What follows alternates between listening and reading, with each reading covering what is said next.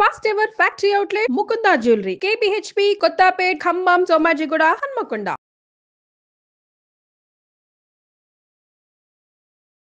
నమస్తే రమగారు. నమస్తే జయ. రమగారు, భార్యాభర్తలు ఇద్దరు ఉద్యోగస్తులై ఉంటున్నారు. ఇద్దరికి సంపాదన ఉంటుంది. అయితే నువ్వెక్కువ నేను ఎక్కువ నువ్వు తక్కువ అనే ఒక భావన కూడా కొన్ని ఫ్యామిలీస్లో మనం చూస్తూ ఉన్నాం.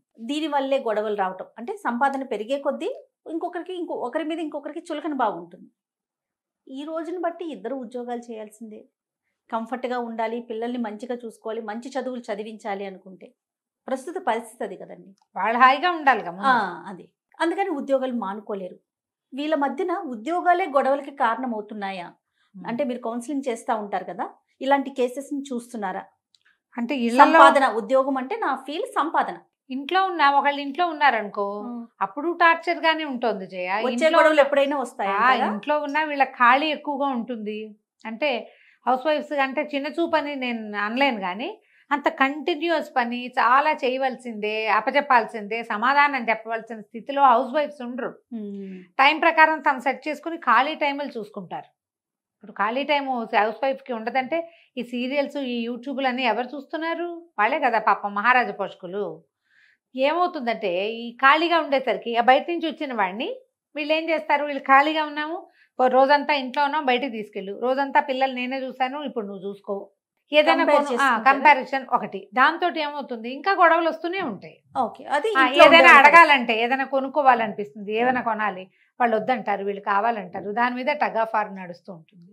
ఇద్దరు వర్కింగ్ అనుకో, అప్పుడు కూడా ఉంటాయి సమస్యలు. నువ్వు ఎక్కువ నేను తక్కువ, ఇది సోదు ఉద్యోగం అంటాడు, లేదా ఆవిడే అంటుంది సోదు ఉద్యోగం నాదైతే బ్రహ్మాండమైందని. అది మార్చి ఇందులోకి వచ్చేయమంటారు. అలాంటి వాళ్ళు కూడా, జాబ్ ప్రొఫైల్ మార్చేసే వాళ్ళు కూడా ఉన్నారు జయ. పార్ట్నర్ కోసం వాళ్ళు అయినా మార్చేసుకుంటారు, లేదా వీళ్ళదే తమ దాంట్లోకి మార్చేసుకుంటారు. కొట్లాటలు అనేది మనుషుల్లో సామరస్య ధోరణి లేకపోవటము, రాజీ పడే ధోరణి లేకపోవటము, నేనెందుకు సర్దుకోవాలి అనేంటి ధోరణి, వీటి వల్ల వస్తాయి. పైగా ఈ వర్క్ చేసే అమ్మాయిలు అమ్మ అమర్చి పట్టినట్టుగా అంత చేయలేరు, పాపం చేస్తారు చాలా మటుకు. ఇప్పుడు ఇది వరకు అంటే ఎలా ఉండేది, ఇంట్లో ఉంటే ఇల్లు చూసుకోవటమే ఉండేది. ఇప్పుడు బయట చూసేవాళ్ళు బయట లక్షలు తెస్తూ, ఇంట్లో కూడా ఆడవాళ్ళు చేయవలసిన అన్ని పనులు వీళ్ళు చేయాల్సిందే. మా అమ్మ చేసింది, మా అత్తగారు చేశారు, మా అక్కయ్య చేస్తుంది, నువ్వెందుకు చేయవు? మొగుడికి ఇంటికి రాగానే మంచినీళ్ళు తెచ్చి ఇవ్వాలి, కాఫీ కలిపి ఇవ్వాలి. ఆ అమ్మాయి కూడా బయట నుంచి వస్తుంది కదా, మరి దానికి ఎవడు చూస్తాడు? అవునా? ఇది వరకు రోజుల్లో ఒక 20 ఏళ్ల క్రితం, ఒక 15 ఏళ్ల క్రితం వర్కింగ్ వాళ్ళంటే వాళ్ళు ఇంటికి వచ్చిన సమస్తమైన పనులు చేసుకునే వాళ్ళు చేయ, ఉద్యోగం చేస్తూ కూడా ఎంత మల్టీ టాస్కింగ్ ఉండేదంటే ఆడవాళ్లలో. ఇప్పుడు ఆ మల్టీ టాస్కర్స్ ఇప్పుడు కొంచెం తక్కువ లేరని చెప్పని చేయ, నేను తక్కువ. ఎందుకంటే ఈ లేటెస్ట్ పిల్లలు కనీసం ఒక 30+ వాళ్ళు కూడా గారాబంగా పెంచబడిన పిల్లలు, ఎంసెట్లు అవి రాసిన వాళ్ళు, కేవలం చదువే తప్ప రెండో పని చిన్నతనాల్లో అలవాటు లేని వాళ్ళు, ఈ ఇంటి బాధ్యతలు తీసుకునే ప్రాక్టీస్ లేని వాళ్ళు, వీళ్ళే ఇప్పుడు గృహిణులుగాను, అదే భార్యలుగాను, ఉద్యోగస్తులుగాను ఉండి కొట్టుకుంటున్నారు. 50s ఉన్నవాళ్ళు, ఇప్పుడు నాబోటి వాళ్ళు, లేదా నీలాగా నాకంటే నా వెనకాల తరం వాళ్ళు కూడా ఈ ఇంట్లో బయట సమర్థించడం అనేది ఒక ప్రాక్టీస్గా అమ్మల్ని దగ్గర నుంచి చూసి కాలేజీలకి నడిచెళ్ళి ఇంట్లో కొంత పని చేసి కాలేజీకి వెళ్ళి ఇంటికి వచ్చాక మళ్ళీ వంట చేసేవాళ్ళు, ఆ ప్రాక్టీస్లు ఉన్న వాళ్ళు దీన్ని హ్యాండిల్ చేయగలుగుతారు. ఇదివరకు రోజుల్లో ఉద్యోగం చేసే వాళ్ళకి టాస్క్లు ఉండేవా, గోల్స్ ఉండేవా రమ్మగారు? తక్కువ ఉండేవి. పరుగులు ఉరుకులు ఇంత లేదు. అంటే ఈ తరహా ఉద్యోగపు తరహాలు కూడా మారిపోయినాయి కదమ్మా. ఇప్పుడు స్కూల్ టీచర్లు కూడా జయ, ఇది వరకు ఏంది, తాపీగా పోయేవాళ్ళు, తాపీగా వచ్చేవాళ్ళు, పరీక్షలు అయిపోతే ఆ పేపర్లు దిద్దుకోవటమే పని. ఇప్పుడు ఇప్పట్లాగా ఏమిటో బోల్డ్ అని చేయటం, టెంప్లెట్స్ అంటారు, అవంటారు, ఇవంటారు, టీచింగ్ నోట్స్లు రాయాలి, ఎంత పనో, ఆన్లైన్ క్లాసులు, ఎంత పనో. టీచర్లకు కూడా ఏం సుఖం లేదమ్మా. ఇప్పుడు ఉద్యోగం చూసినా అట్లానే కనిపిస్తా ఉంది. బ్యాంక్ సెక్టార్లో వర్క్ చేసే వాళ్ళు మనం ఏమనుకుంటాం, హ్యాపీగా ఫ్యాన్ కింద కూర్చొని 10 to 6 జాబ్ అనుకుంటామా? మనం 7:30, 8కి వెళ్ళినా సరే వాళ్ళు మొత్తం క్లోజ్ చేసుకుని లోపల వర్క్ చేసుకుంటారు. గవర్నమెంట్ సెక్టార్ అవనివ్వండి, ప్రైవేట్ సెక్టార్ అవనివ్వండి, అట్లా ప్రతి జాబ్లో కూడా గోల్స్, తర్వాత అచీవ్ చేయాల్సినవి, టీమ్స్, టార్గెట్స్, ఇవి బాగా ఎక్కువైపోయాయి. ఇవన్నిటితోటి ఈ ఇంట్లో కూడా అమ్మమ్మ సమర్థించినట్టుగా ఆవకాయలు మాగాయలు పెట్టుకుంటూ మడిగట్టుకుని వంట చేసుకుంటూ చేయలేకపోతారమ్మా పాపం. చెయ్యొద్దు. దానివల్ల కొట్లాట్లు వస్తాయి.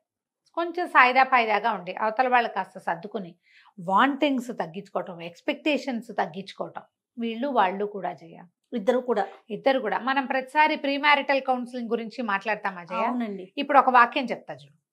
చాలా మంది నీకు ఎలాంటి భర్త కావాలి అంటే, నువ్వు చూడు సెలబ్రిటీల దగ్గర నుంచి మామూలు చిన్నపిల్లలు, యూట్యూబర్లు, టిక్ టాక్లు చేసే ఆడపిల్లలు, లేదా మీ అక్కయ్య కూతురుందా, దాన్ని అడుగు, నీకేం సమాధానం చెప్తారు?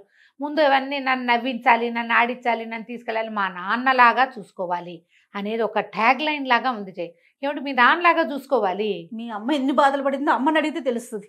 నాన్న నిన్ను కూతురుగా చూసుకున్నాడు, వచ్చేవాడు. నాన్న పెళ్ళాన్ని ఎట్లా చూశాడు?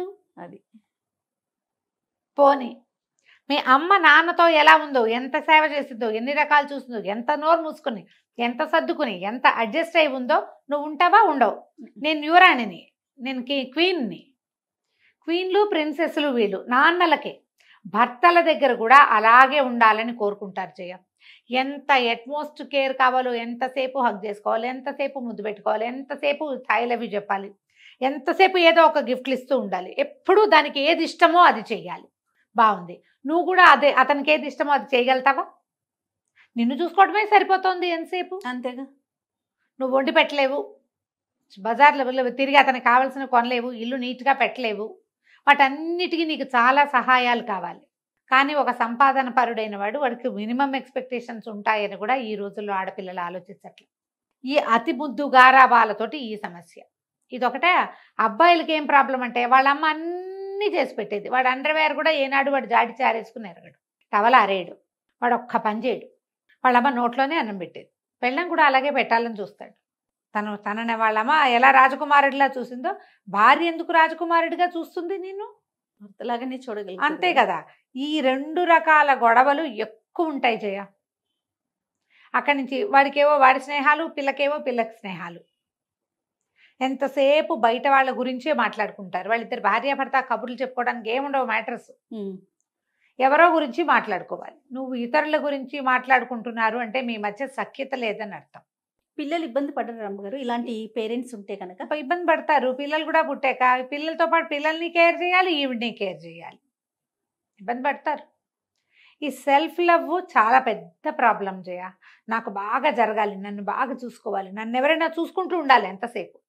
నేనెవరినైనా చూసుకోవడం అనే పాయింట్ లేదు ఇంకా. మీరు ఆలోచించుకోండి, నేను ఇట్లా ఉన్నానని. ప్రతి 30s ఎర్లీ 30sలో ఉన్న ఆడపిల్లలకి ఇదే ప్రాబ్లం. ఇళ్ళ దగ్గర ఎట్మోస్ట్ కేర్ తీసుకుంటారు, సహజం కదా. ఇప్పుడు మన పిల్లలకి మనం చేయట్లా అట్లా అన్నీ చూస్తాం కదా. పిల్ల కొంచెం ఒక ముద్ద అన్నం ఎక్కువ తక్కువ తిందంటే వెంటనే కనిపెట్టేస్తాం. ఎక్కువ తిన్న ప్రాబ్లమే, తక్కువ తిన్న ప్రాబ్లం. అంత కేర్ ఇచ్చేస్తున్నాం కదండి. నిజంగా రమ్మగారు, ఎంత కేర్ ఇచ్చేస్తున్నాము. అది పెళ్ళయ్యాక ఇప్పుడు మీరు అన్నట్లుగా ఎన్ని ప్రాబ్లమ్స్. ఇప్పుడు ఇందులో డబ్బు ఎక్కడుంది? డబ్బే కాదుగా ఉంది, ఇంకా చాలా ఉన్నాయి, చాలా విషయాలు కనిపిస్తుంది. బాయ్ చెప్తే చెప్పావు, చెప్పకపోతే చెప్పలేదు, ఇలాంటివి. ఉద్యోగ స్థాయిని బట్టి కూడా గొడవలు ఉంటాయి. అంటే ఇప్పుడు భార్య కంటే ఆ మేల్ ఈగో అనేది ఒక పాయింట్ ఉంటుంది జయ. ఇప్పటికీ సమాజంలో అది నడుస్తూనే ఉంటుంది, అండర్ కరెంట్ లాగా. మీ ఆవిడికి వీడికంటే ఎక్కువ జీతం అన్న వాక్యాన్ని తట్టుకోలేరు మగవాళ్ళు, తెలుసా? అది ఎలాంటి వారైనా ఎవరైనా ఏదో ఒక సందర్భంలో గుచ్చుకుంటుంది. ఎట్లాగో ఆడవాళ్ళు భర్తల కంటే తక్కువ సంపాదనని అంత పెద్ద బాధగా భావించరు. చాలా కొద్ది మంది ఇప్పుడు వచ్చారు, 1%. నా కెరీర్ ఎప్పుడు నీ కెరీర్ గోలైనా, నాకు కెరీరు, నా కెరీరు, నేను కూడా ముందుకెళ్ళాలి, నాకు కూడా ఆఫీస్లో మంచి పేరు రావాలి, నేను ఇంకా పెద్ద ప్యాకేజ్లోకి వెళ్ళాలి, నాకు కూడా ఆన్ సైట్ బయటకు వెళ్ళేందుకు అవకాశం కావాలి. అలాంటి వాళ్ళు ఇప్పుడు ఉన్నారు. లేటెస్ట్ జనరేషన్ పిల్లలు కనపడుతున్నారు, తక్కువే. కానీ కాస్త వాళ్ళకు 1,00,000 వచ్చి వీళ్ళకు 50,000 వచ్చినా ఏం పెద్ద ఇబ్బంది ఏం లేదు. అప్పుడప్పుడు మగవాళ్ళే నీ బోడి 50కి నీకు ఇంత పొగరా అలాంటివి కూడా అంటుంటారు. డబ్బుల గురించి మాట్లాడుకుంటారు, వస్తాయి ఇవి.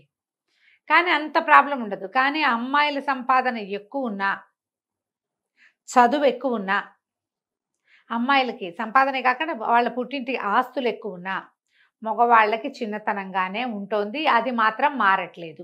ఇంట్లలో పనులు చేస్తున్నారు, పిల్లల పెంపకంలో ప్రధాన పాత్ర పోషిస్తున్నారు, అట్మోస్ట్ ఉన్నా కూడా ఎప్పుడో ఒకప్పుడు అది గుచ్చుకుంటూనే ఉంటుంది. యాక్సెప్ట్ చేయలేకపోతున్నారు. పోనీ వీడు యాక్సెప్ట్ చేసి వీడు హాయిగానే ఉంటాడు పాపం. ఫ్రెండ్సో తల్లిదండ్రులో ఎవరో ఒకళ్ళు పెట్టేస్తారు. తాటాకు మంట ఒకదాన్ని వెలిగించి పెడతారు, వదులుతారు. అది వదిలిపెట్టదనమాట. వీటిలో మార్పులు చేసుకోవాలి. వీటిలో మార్పులు చేసుకోవాలి. మనం ప్రధానంగా ఏంటంటే పెళ్లి చేసుకున్నాం, విడిపోవడానికి కాదు కదా. ఏదైనా ఒక పెళ్ళి అనగానే కావాలంటే డివోర్స్ తీసుకుంటావు, ఆ కాడికి పెళ్ళి ఎందుకు చేసుకుంటావు ఊరికి ముందు ఆలోచించుకుని చేసుకోవాలి కదా. కొంచెం ఆలోచించి వీళ్ళతోటి మనం సర్దుకోగలమా అనేది ఆలోచించుకుని మాట్లాడుకుని నువ్వు నేను. చాలా మందిలో ఇప్పటికీ సమస్య ఏంటంటే నేను ఎంతసేపు మాట్లాడుకుని అని చెప్తూ ఉంటాను, వాళ్ళు మాట్లాడరు. మాటలు మొదలు పెట్టగానే పోట్లాట్లోకి దిగుతుంది, వెళ్ళిపోతారు, లేదా వాకౌట్. మాట్లాడడానికే ఇష్టపడరు. తమ లోపల ఉన్న భావాన్ని అవతల వాళ్ళు నువ్వు ఇలా అనుకుంటున్నావు అందుకే ఇలా బిహేవ్ చేస్తున్నావు అంటే ఆ చిన్నతనాన్ని తట్టుకోలేరు. ఆ భావం నిజమైనప్పటికీ కూర్చుని మాట్లాడుకుని సార్ట్అవుట్ చేసి ఈ ఇష్యూస్ని సెట్ చేసుకుందాము అని అనుకోరు. కొంతమంది ఉంటారు జయ, ఆ కొన్ని ఇష్యూస్ ఉన్నాయనుకోండి మేము బాగానే ఉన్నామంటారు.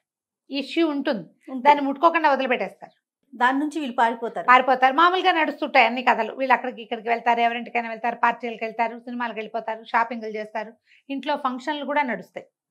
ఇష్యూని ముట్టుకోకుండా ఉంచుకుంటారు. అది ప్రమాదం కాదా? ప్రమాదమో పాడో ఏమవ్వదు, అంతే, అలాగే ఉంటుంది. ఎప్పుడో ఒకప్పుడు మాట్లాడుకుంటారు, అప్పుడు చెడామడా పోటాడేసుకుంటారు, తర్వాత మళ్ళీ మామూలు అయిపోతారు. కొన్ని ఇష్యూస్ ఉన్నాయనుకోండి అంటారు.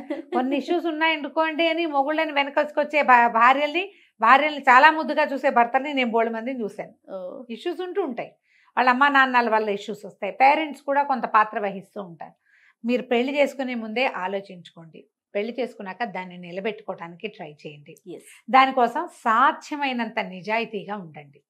ఓకే, మీకు ఏదైనా అట్లాంటి చిన్నతనపు భావాలు కలిగితే ఓపెన్గా చెప్పుకోండి. ఇలా భార్యాభర్త ఒకళ్ళకొకళ్ళు ఓపెన్గా చెప్పుకున్న విషయాల్ని దయచేసి మూడో వ్యక్తి దగ్గర చెప్పబోకండి. ఇది ప్రధానం. మీ అమ్మకి కానీ వాళ్ళ అమ్మ కానీ మీ అక్కయ్యకి చెల్లెలకి మీ తమ్ముడికి అవి బయటికి వెళ్ళిపోతాయి. ఎప్పుడో ఒకప్పుడు వాళ్ళు కూడా ప్రయోగిస్తారు అవే మాటలు, అందుకని చెప్పద్దు. మీ వరకు ఉంచుకుంటే మీరు సంసారాన్ని చక్కగా తీసుకెళ్తారు. మీ ఇద్దరు ఉద్యోగస్తులైనా వచ్చిన ప్రాబ్లం ఏమీ లేదు. ఈ జనరేషన్లో ఉద్యోగాలు లేకుండా ఇళ్లలో ఉండేవాళ్ళు లేరు, అసలు చాలా తక్కువ ఉంటున్నారు, సర్దుకుని ఉంటారు. రైట్ అమ్మగారు, నమస్తే. నమస్తే.